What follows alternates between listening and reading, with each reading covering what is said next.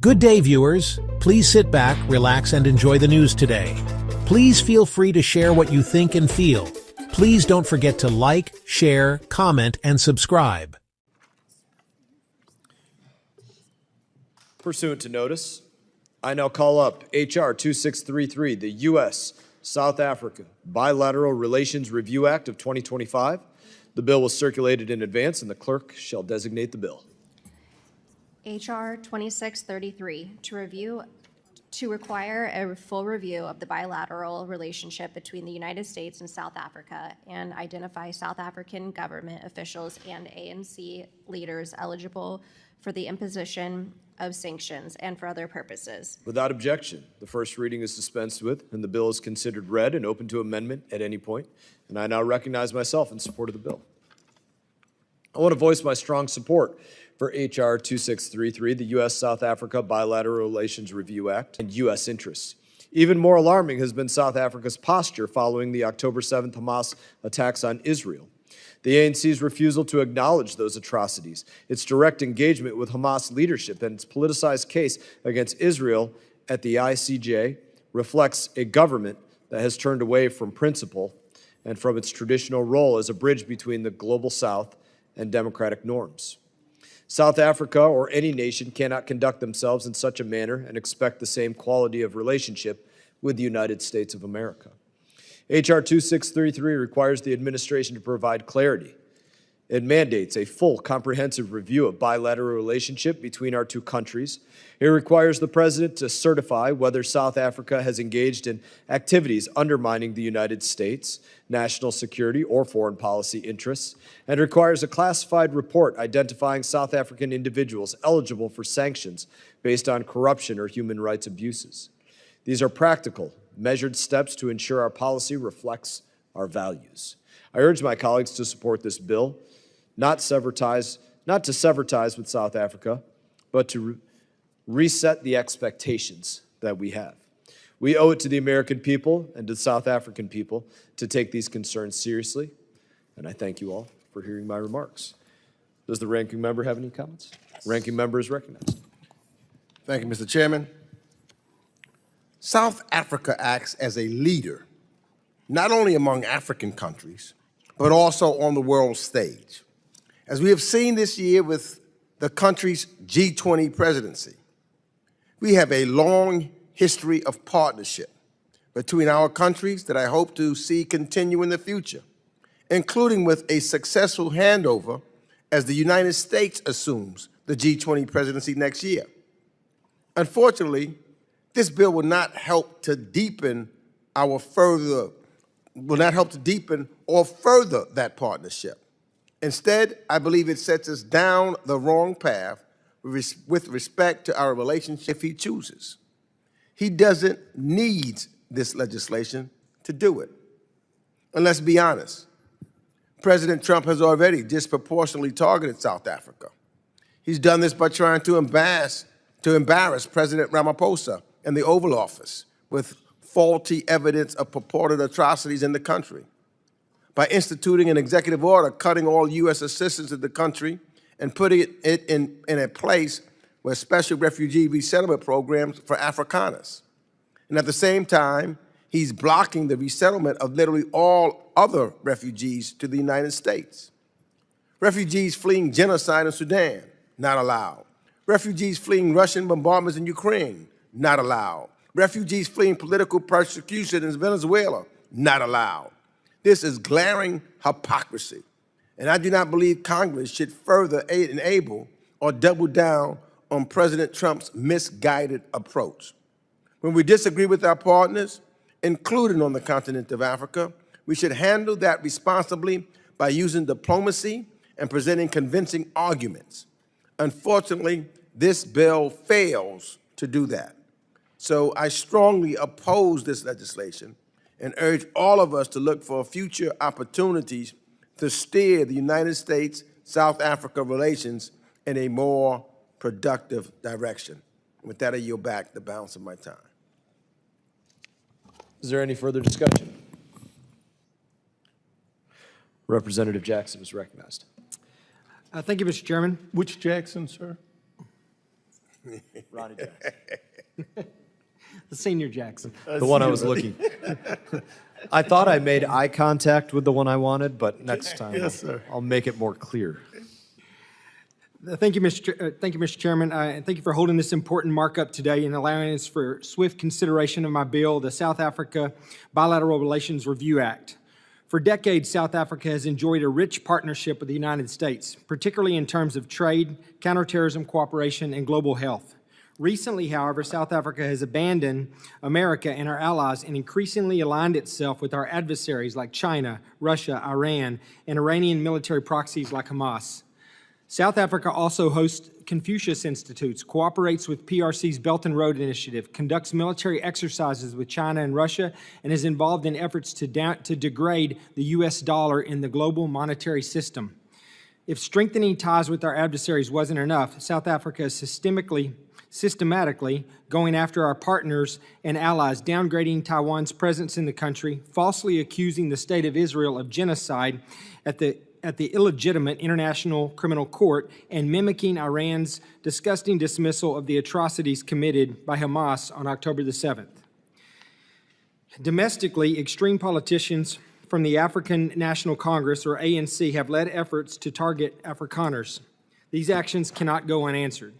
South Africa and the ANC must be held accountable, and it is imperative that we reevaluate our bilateral relationship to ensure it still aligns with our strategic national security objectives. My bill, the U.S.-South Africa Bilateral Relations Review Act, will provide the President and the Secretary of State with the tools needed to conduct a full review of the U.S.-South Africa bilateral relationship and determine whether South Africa has engaged in activities that undermine United States national security or foreign policy interest.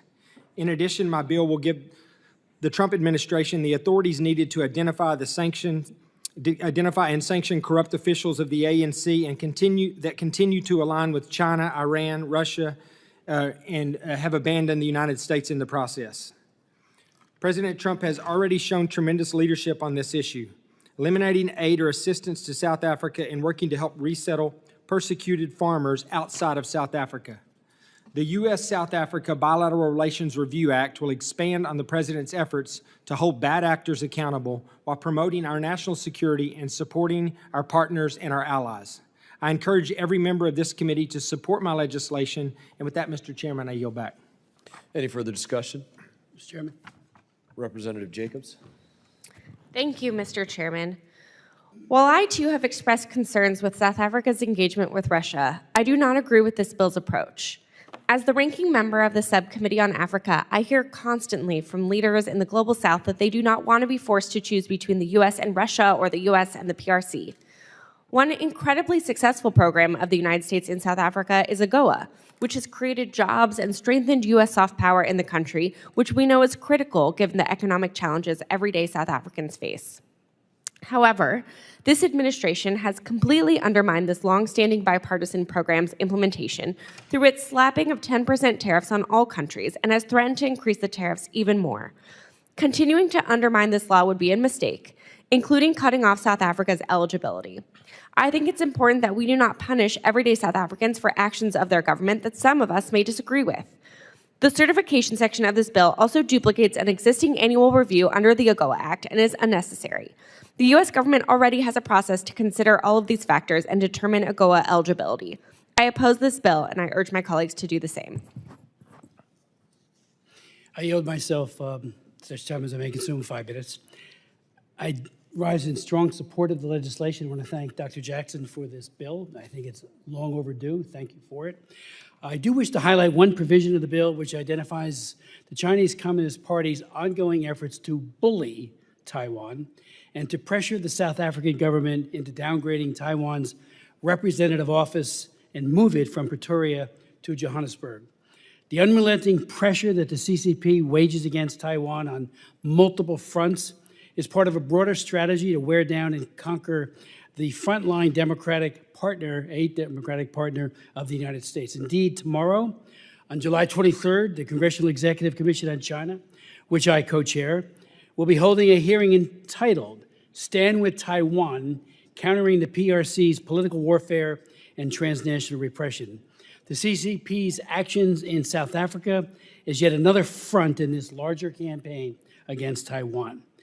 I would note with deep concern that on July 18th, South African Deputy President Paul Mashatile concluded a visit to China, and then yesterday, South Africa's Department of International Relations and Cooperation, or DIRCO, issued a statement containing retroactive references with regards to the Taipei Liaison Office in the Republic of South Africa, the officially mutually agreed upon name of Taiwan's representative office.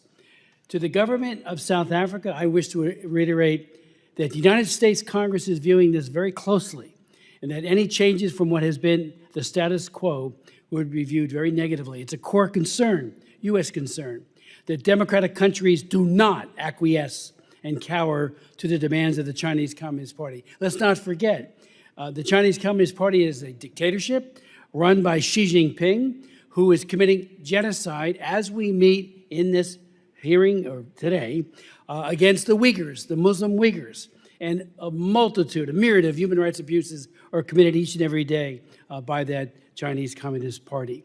We are also watching this very closely because it impacts South Africa's trustworthiness as a partner. South Africa signed an agreement with Taiwan in 1997 by which it agreed to let Taiwan have a representative office in Pretoria, with its diplomats accorded certain rank and privileges. Any unilateral attempt to break this agreement would be unacceptable. I want to commend the Democratic Alliance, which is a member of the Government of National Unity, in its effort to stand up for the democratic Taiwan and push back against the pro-CCP actors in the government who seek to acquiesce to Chinese demands. And to the extent that the African National Congress is seeking to silence the Democratic Alliance reformist voice in the ongoing national dialogue currently underway, this too has now gotten the attention of the U.S. Congress. It is my hope that Taiwan and South Africa can return to the status quo, which was legally binding by their agreement, and that they reject any pressure by the Chinese Communist Party. Is there any further discussion? Mr. Jackson. Mr. Chairman, Ranking Member Meeks, I rise today in strong opposition to H.R. 2633, the U.S. House-South African Bilateral Relations Review Act of 2025. This resolution does absolutely nothing to advance our bilateral relations with South Africa and, in fact, threatens to undermine it at a time when strengthening its relationship is crucial. This bill proposes a full review of our relationship with South Africa, and must I say, it's less than 30 years old before there was a segregated, apartheid-backed South African government that the United States was on the wrong side of the people of South Africa. This bill proposes a full review of our relationship, as long as the focus on the South African government and ANC leaders for potential sanctions. This is not diplomacy, this is coercion. And it's based on a deeply flawed premise that ignores the complexities and international relationships and significant strides we've made together. Yes, we have differences with South Africa, particularly concerning the Russia-Ukraine conflict and the Israel-Hamas conflict. But let's be honest, South Africa's position on these conflicts is no different than some of our own allies. Are we questioning our relationship with our other allies that are Europeans? No, we continue to engage them through dialogue, seeking to win them over. Why should South Africa be treated any differently? This bill even South Africa's stance on the Israeli-Hamas conflict, accusing Israel of genocide.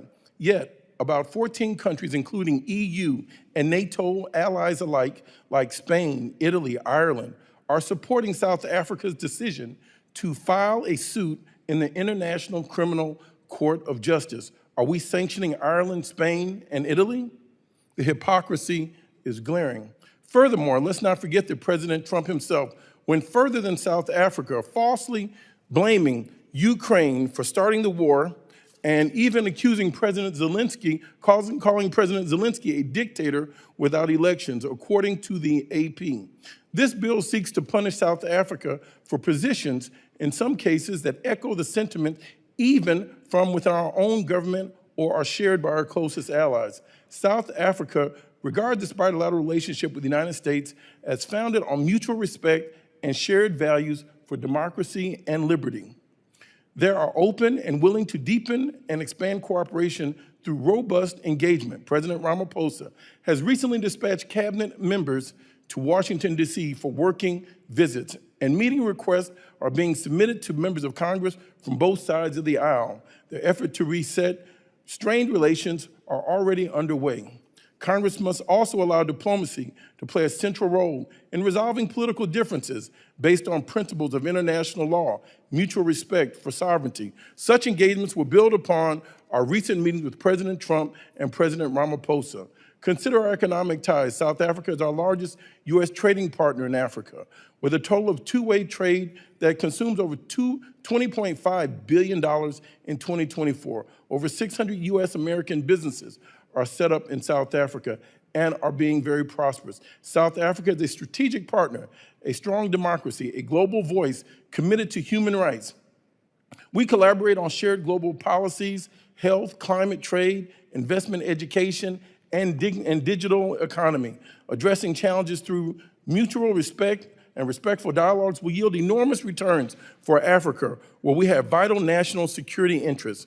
The proposed H.R. 2633 will only lead to further tension and undermine the progress that's already being achieved. We cannot convince South Africa that international law doesn't matter and that only the United States law truly matters. This is not leadership. This is arrogance. I must say, as we sit here in these marbled walls of Congress and talk about a democracy, we've had less than a 30-year relationship with South Africa. This is a sovereign nation that chooses to have an independent point of view. They have suffered the most. We have been on the wrong side of exploiting them. The only people that have experienced a genocide and a dispossession of their land in South Africans have been the blacks in South Africa. There is no credibility, no truth to saying that white South Africans have experienced genocide. Those were manufactured pictures. We should have a level of humility, a level of decency, a level of integrity to stand up for what is right. South Africans have not been guilty of white genocide. Mr. Speaker, Mr. Chairman, I yield back.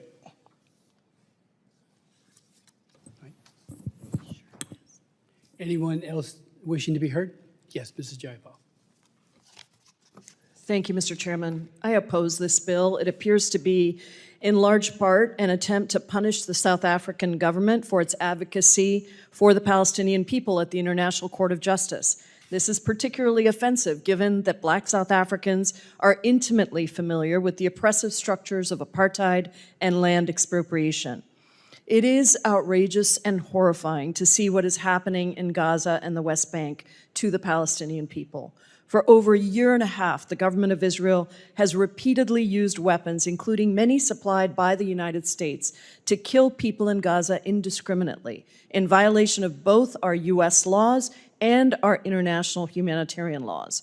In Gaza, the reported death toll has now surpassed 58,000 people, and tens of thousands more have been injured. Hundreds of thousands of homes, buildings, schools, hospitals, and religious sites have been destroyed or damaged, even when it is unnecessary to achieve Israel's stated military goals. 2 million Gazans face prolonged food shortages as the Israeli government uses hunger as a weapon of war. This is, to use Pope Leo's word, barbaric. Palestinians must make an impossible choice: starve or risk being shot while trying desperately to reach food. There is no place that is safe in Gaza, not even churches or other places that should be sanctuaries. I have repeatedly condemned Hamas's terror attacks on October 7th that killed 1,200 people, and I also immediately called for a release of all hostages. But it is unfortunately becoming clear that Netanyahu is not prioritizing the safety of the hostages and has no interest in securing a peace deal. Nor is the Israeli government's intent even simply to dismantle Hamas. Prime Minister Netanyahu and top Knesset leaders have made repeated comments that disgustingly dehumanize Palestinians, calling for Palestinians to be forcibly relocated. In fact, even the Trump administration has grown alarmed at Netanyahu's behavior, with an administration official reportedly saying Netanyahu is acting, quote, like a madman after his recent strikes on Syria.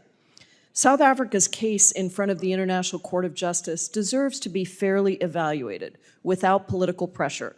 If one is so convinced that this is not a genocide, why not then allow the ICJ to investigate and assess the evidence? Instead, Republicans are now using the same playbook they use in the United States to attack the court and launch outrageous attacks against South Africa to try and discredit their claims. This began with claims of a supposed genocide against white Afrikaner farmers, where even the photo that President Trump showed during these theatrics was from the Democratic Republic of the Congo, a country that is over 1,000 miles away from South Africa. And if he cared about facts, he would know that a crime report from the South African Police Service shows that only 0.1% of murders in the country have been directed towards farmers. And despite Black South Africans representing 80% of South Africa's population, they only own 4% of all farms and agricultural lands, a result of the legacy of colonial and apartheid rule that lasted until the early 1990s. Trump then made a mockery of our refugee system by granting refugee status to 59 white Afrikaners who were fleeing fabricated persecution. This group even included an individual who had published anti-Semitic claims that, quote, Jews are an untrustworthy and a dangerous group, end quote, despite statements from Secretary Rubio that our immigration policy should be based on, quote, the national interest of the United States. The hostility towards Black South Africans and opposition to the African National Congress, partly expressed by my Republican colleagues, is not unfortunately new. Nelson Mandela, who was awarded a Nobel Peace Prize for his leadership in the anti-apartheid movement, was considered a terrorist by the United States government for his activism, and he remained on the terror watch list until 2008. Since then, the United States has worked hard to deepen our strategic, political, and trade relations with South Africa. But now we are once again jeopardizing that progress. These claims of a supposed white genocide, combined with this administration's cozying up to dictators like Putin and Bolsonaro, damage not only progress, but America's credibility. I urge my colleagues to oppose this bill, and I yield back. Gentlelady yields back. Anyone else asking to be heard? If not, there's no further discussion on the bill. The committee will move to consideration of amendments. Does any member